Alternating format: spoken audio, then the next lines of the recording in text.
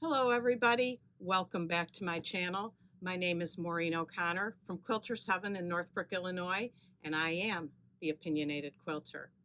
Today we're going to go a little bit out of order. I'm going to first do the episode. I have a really great scrap quilt to show you today, and after that we're going to do my opinion. So the scrap quilts are behind me here. These two are the original ones, and you may look at that and say, well, that's not really a scrap quilt. What these really are is leftovers from other projects. And I was particularly happy about this one because this was from a Jason Yenter pattern, and it used really crazy wild shapes. You didn't have strips and things that you could cut into 1.5-inch strips or 2.5-inch strips. They're all crazy shapes. So I decided to use my wedge ruler. I used an 18-degree wedge, and I cut up every single last piece of the leftovers from the pattern this originally came from. So when I was finished with this quilt, I had no scraps left. So I was really happy about that. This quilt is the leftovers from this quilt. And I did the exact same thing. I cut up the leftover pieces using the wedge ruler and put them together like this. Now you can see in both of these examples that they meet. They're opposite sided. So you had to meet all these intersections. And that does not make it very fast. So I decided to change the pattern up a little bit and do it with strips of fabric in between so nothing had to meet.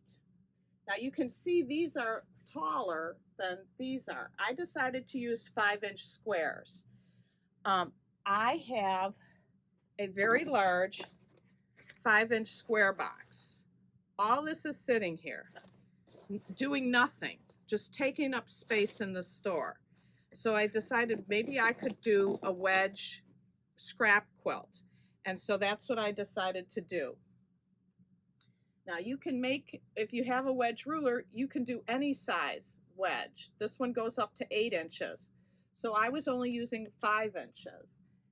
And the one thing that I needed to figure out was how big to make these pieces at the end. Most patterns have you just put an extra piece on the end and have you cut it off. Well, I had wasted a lot of the 5-inch square, and I'm going to show you on the whiteboard what I'm talking about. So I decided to atone for my sins of wasting the fabric of the 5-inch square to not wasting on these little end pieces. There's end pieces up there too, you just can't see them because they're above the shelf. So I'm going to stop for a second and get over to the whiteboard so I can show you how to calculate the end pieces and also how I cut the square into the wedge pieces. So I'd first like to show you how I cut the square up. And again, I did waste. My logic is the 5-inch squares, we're going to sit and waste the whole 5-inch square. This way, at least I got to use 2/3 of it. So here's my 5-inch square. I take my ruler, put it on the 5-inch line, cut, cut, turn it around, cut, cut. So waste, waste. So like I said, Yom Kippur is coming up. I wanted to atone for my sins and make the end pieces without any waste. So the first thing I did is I took a little piece of paper and I drew a half of the wedge with the seam allowance on it. Then I did it again on the other side. So then I measured this piece. Now remember, I used an 18-degree wedge with a 5-inch height piece. We talked about before how many different wedges there are. If you have a 9-degree wedge, a 10-degree wedge, a 15-degree wedge, a 22.5, you'll have to repeat this procedure on your own piece of paper and not use my numbers here. But this was working for what I was using at the time. And this is what I came up with. So here's the half of a wedge with the seam allowance, the other half of the wedge with the seam allowance. And so I then measured everything. I had a 2.5-inch piece this way. We know I'm using 5 inches this way. And then I had to calculate where I was going to draw the line to cut. And I measured it out at 7/8 of an inch. So I put a dot on the strip of fabric for the ending pieces here, and a dot here, and cut. Now, the one thing I know when we do these kind of angle pieces, that there's oftentimes a right and a left. So sometimes you have to have your pieces of fabric all right sides together, or wrong sides together, or all face up or all face down. And I know you need to check that, but I can't just look at the project and know immediately which one that is. So what I did was I took 2 of my 2.5-inch by 5-inch pieces, and I had them right sides together, and then I cut this line. Well, as it would have it, I had 2 pieces that worked and 2 pieces that did not work. So that told me right away that I needed to have my pieces all face up. So I then repeated the procedure. And that goes again to my mantra of do a practice block. If I had gone and used my whole strip of fabric and cut it all up the way I did the first one, I would have had half of them not working. So I did one, found out I was wrong, tried again, and it worked out perfectly.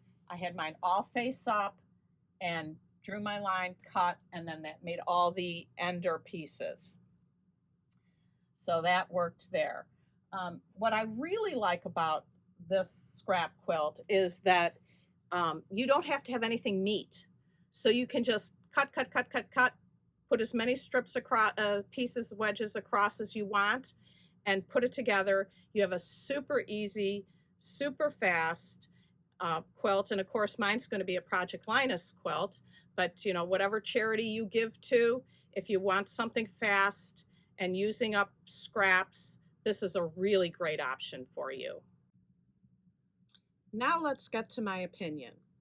In watching videos this week, I found one video that hit on 3 different points that I've been harping on since I first started my channel.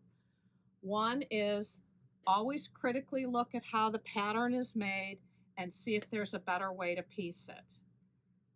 2 is there's many patterns that have a large amount of waste, and there's better ways to do things with less waste. And the third one we've talked about before is many times there's tools out there and they have a different name, but you already have one in your bag of tricks that will already do this exact same thing. So make sure you're not buying something that you've already bought before. And this particular video had all these 3 things in it, and one more thing that I kind of called "Say What?" It made absolutely no sense to me. So when we get to that part, if anybody can explain it, I'd love to hear it. So this video, the blocks were made up of a square and a square, 2 what some people call triangle and a square, some people call V block. Deb Tucker calls it a V block.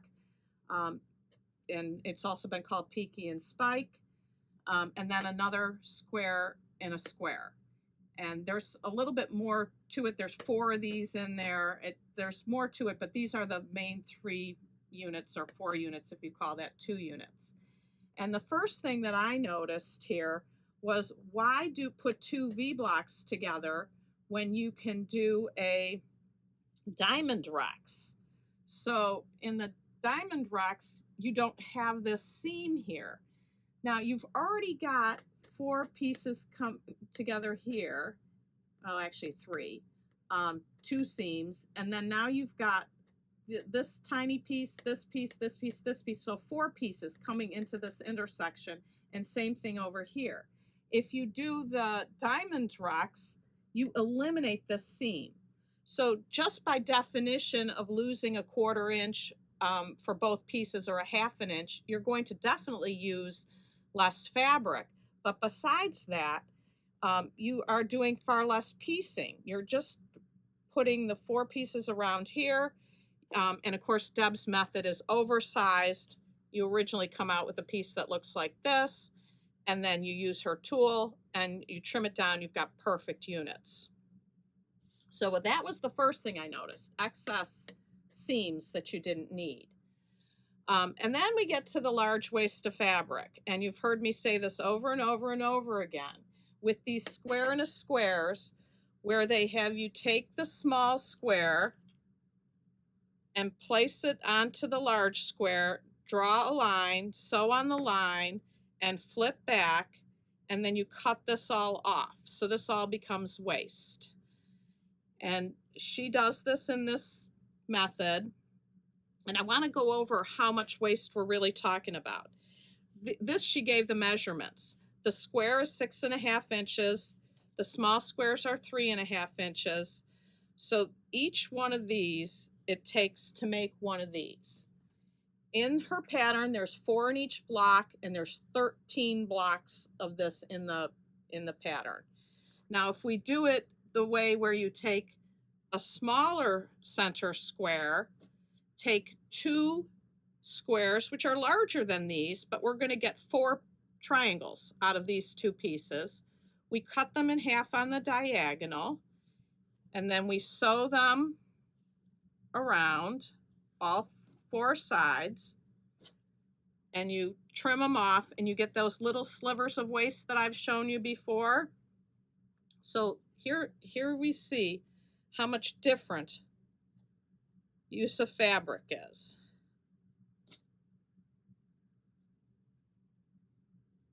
All this is wasted. Now I did the numbers. There's 4 of these in each block and 13 blocks. The square inches that you waste is equivalent to 1 1/8 yards of fabric. So if you with open eyes say, I know I'm wasting 1 1/8 yards of fabric and I choose to do it, then you've made a decision with open eyes. It's exactly the same as me choosing to waste 1/3 of the 5-inch squares to be able to use the 5-inch squares. So I made my decision with open eyes.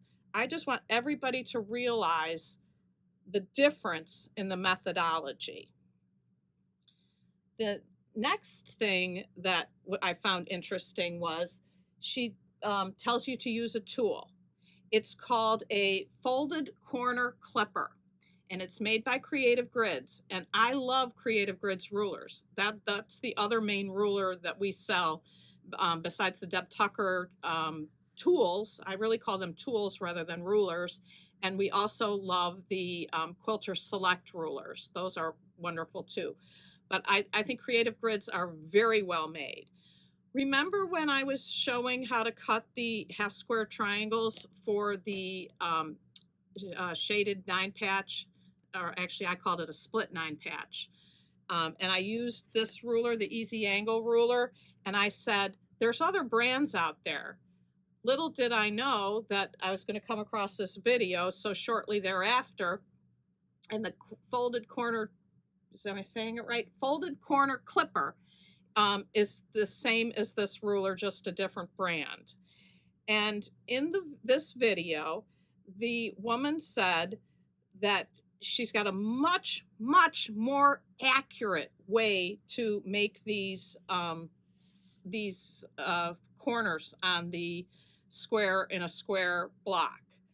And the way she did it was she took this ruler, or actually the Creative Grids one, and laid the ruler on the corner here. And instead of drawing the line corner to corner like we normally do, I don't know if you can see that, here's where I sewed, but she lays the ruler corner to corner and then with the 1/4 inch draws her line.